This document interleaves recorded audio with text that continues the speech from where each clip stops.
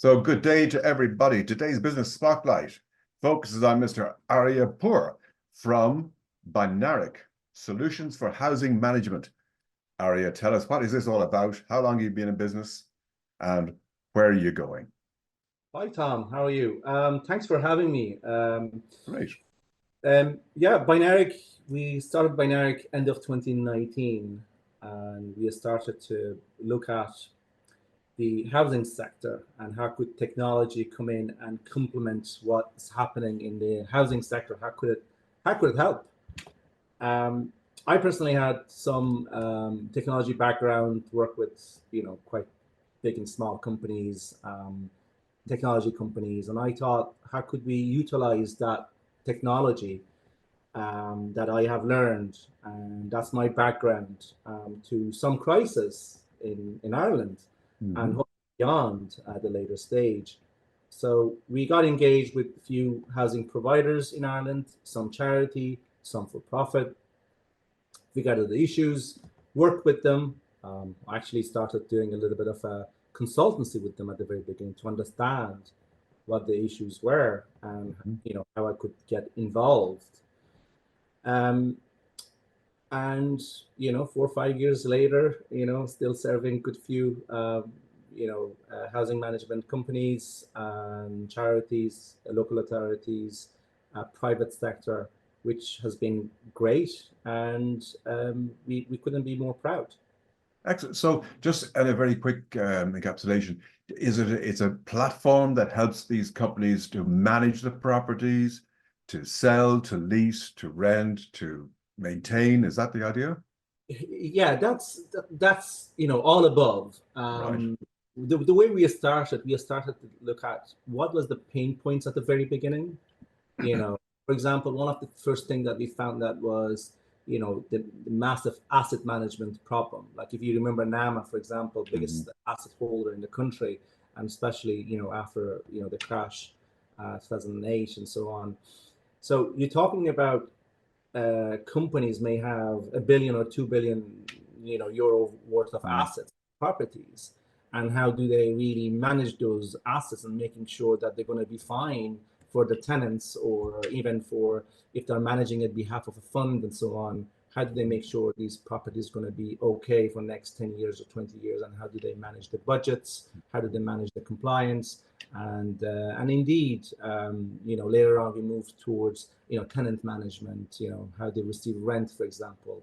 And then after some time we got into when the tenant, before the tenant become a tenant, the applicant, obviously they go to websites, listing websites, and apply for, or they show notification that they want to apply for some properties.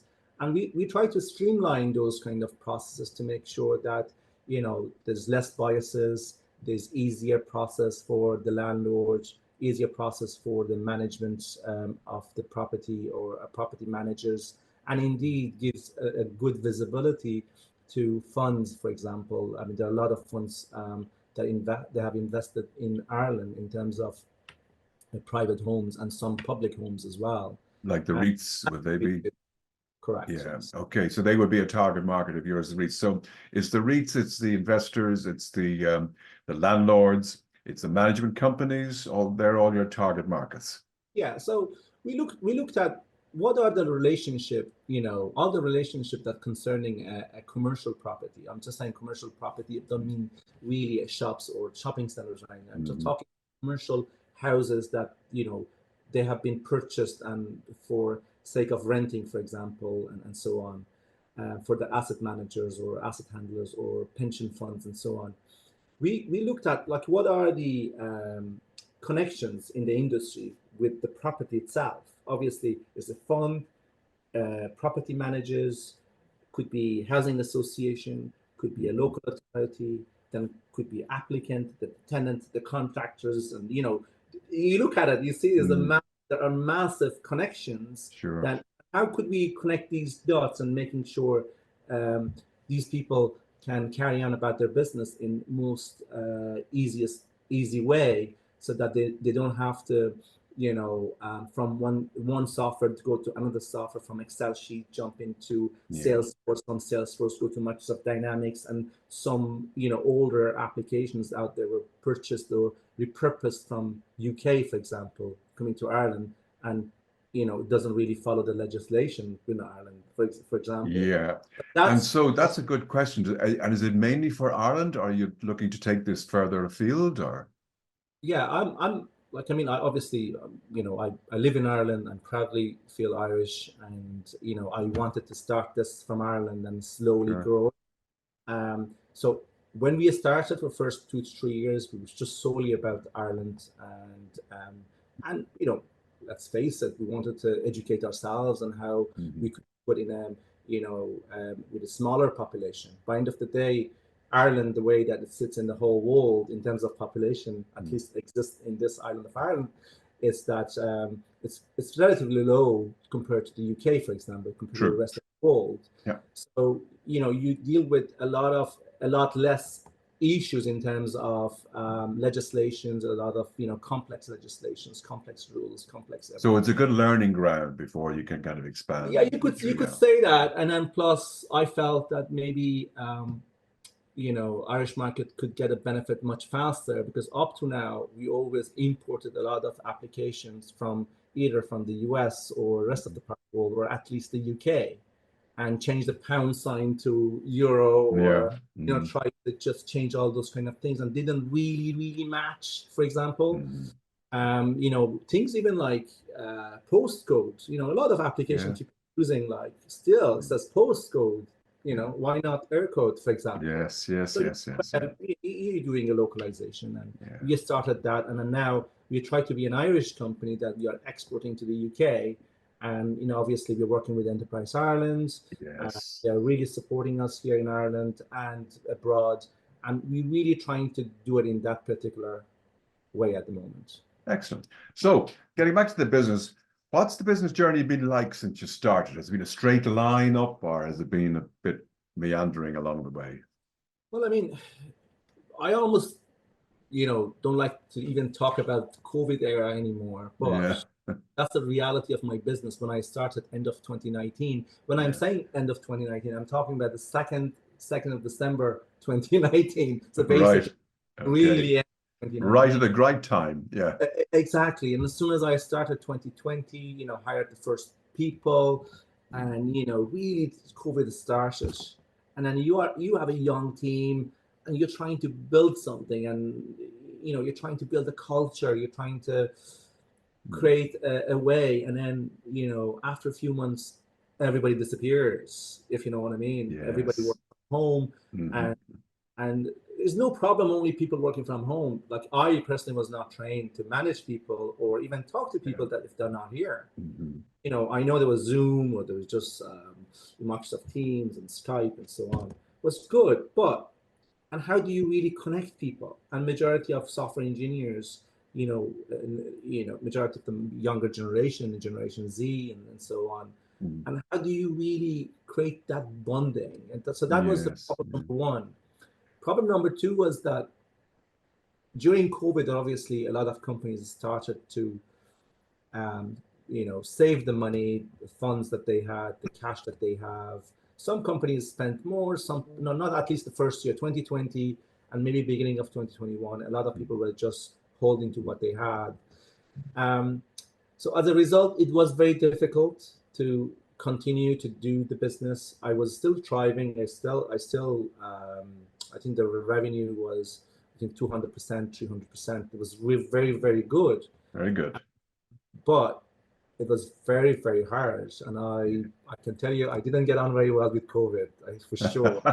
I think a lot of people suffered with that.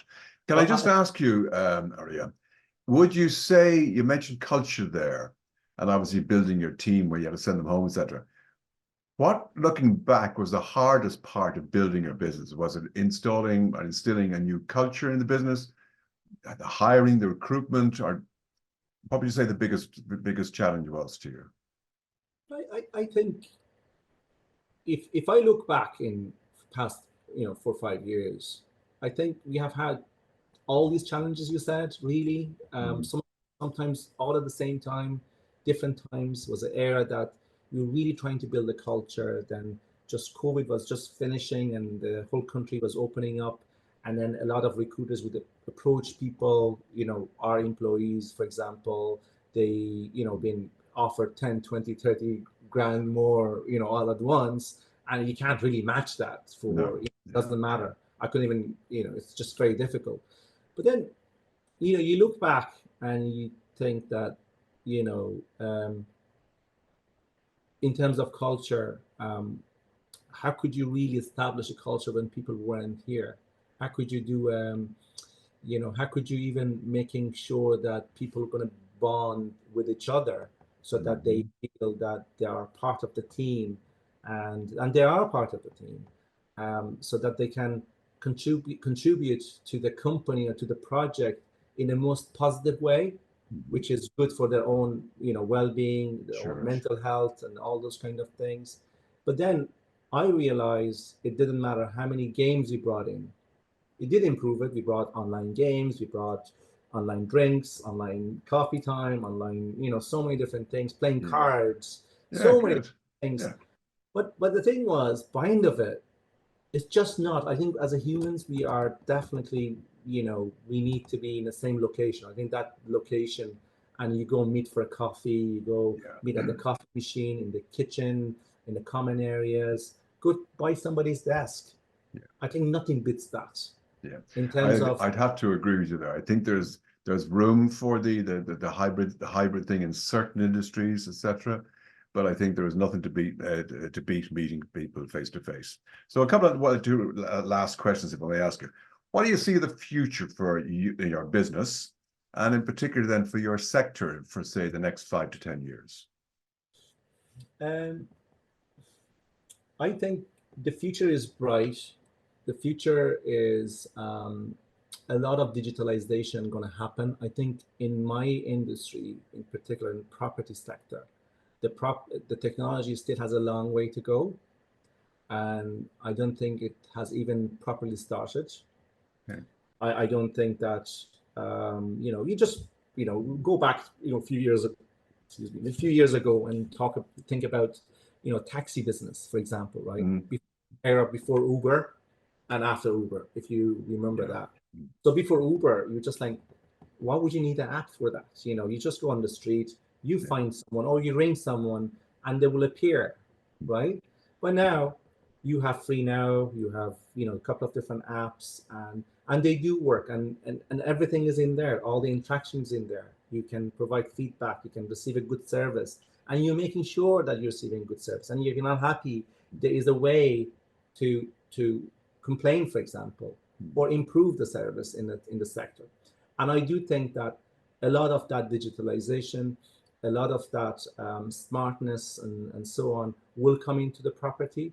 And I highly doubt that, in future, in 5 years from now, even if you're a homeowner, why would you not have one app that manages your home for you in terms of, things like your content insurance, your maintenance stuff? Because by the end of the day, if you're really good with the finances, that means end of each year you understand how much you're spending on your home. Why should the app to tell you automatically, okay, this mortgage provider is going to be cheaper, and here's how much you can save. Here's how the electrical electric company or all the different services. I get this. Yeah, I love that. So all would come in under your fingertip, and it's not about to just trick you or anything like that. It's about like how much saving can you make, and then you do a tax declaration at the end of the year or things like that. I mean, a lot of people with anything above a certain amount of I suppose wages, salaries, or whatever you want to call it, if you can put in all those expenses together, now you understand how much VAT you have paid, how much utility you have used, and what you have used them for. And then you also could look at it in terms of energy, how much energy you're using. I think the smartness should come in one place rather than to be Don't give away all your secrets here. Please don't give away all your secrets, because your thinking is fantastic. I'd love to talk to you further with this. It's fantastic. I've got to ask you one last question here, because there are a lot of budding entrepreneurs will be watching this. What advice would you give to an 18-year-old you? Advice. You know, I mean, I always had the problem with this kind of questions because, you know, we don't have a time machine to go back. Yeah. Okay. So I would rephrase the question. If I was 18-year-old and I was wiser, Yeah. and I had surrounded myself with people who had legitimately experienced things that could tell me things, I probably would like to use their experience and listen a little bit more and to be a little bit calculated. And one last thing I would say, I wish I had a little bit more fun. I think I went a little bit, you know, crazier. I wish that I traveled a little bit more. I wish that, done a little bit of that. Yes. By end of the day, I think if your success that you're looking at in the world or in your lifetime, I don't think it's not about just what you do. It's about how you do it. Yeah, I And the love that. success of some people, it's about the happiness inside. I don't think it's just about, you know, well, I made, you know, 20 million euro revenue. That's not a happiness. You can still not be happy. Yeah. The success is the happiness within, in my opinion. Aria, thank you so much for your time. They've been an incredible interview, and I really got those last bit. And you were giving away way too much information on what you're going to take your app. And I think it's a really good idea. Aria, thank you so much for your time today. Really appreciate it, and I look forward to talking to you again in the near future. Many thanks indeed. Cheers. Thank you.